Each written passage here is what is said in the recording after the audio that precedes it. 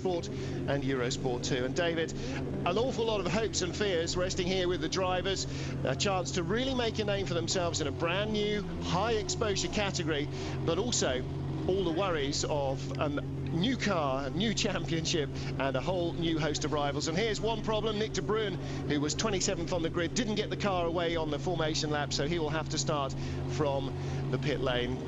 Yeah, these cars really do look the part. They've got everything going for them. They've got some very good power in their engines. They're turning in some really good lap times.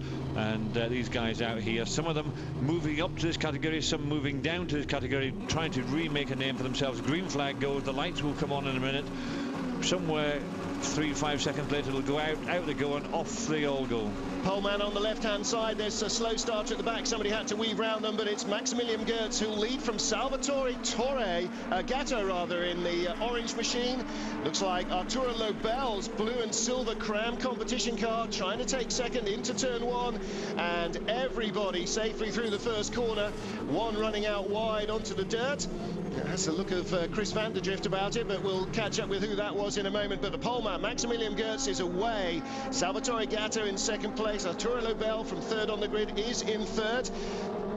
Number 25 machine, the Crown competition teammate Jerome D'Ambrosio of Arturo Lobel. Jerome D'Ambrosio, one of those that David mentioned, trying to relaunch his career. He's been up as high as a very successful Formula 3 and on the doors of Formula 3000, but he's sort of stalled recently, and he is not alone in trying to relaunch his career here.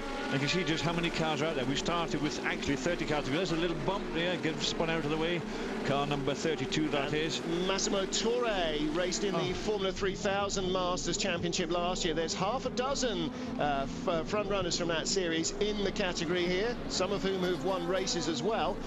The poleman's already got a 2-second advantage, and probably a little more. Goertz is really marking himself down as a man to watch. Dive up the inside there from Pablo Sanchez Lopez. The Mexican driver loses ground though, missing gears.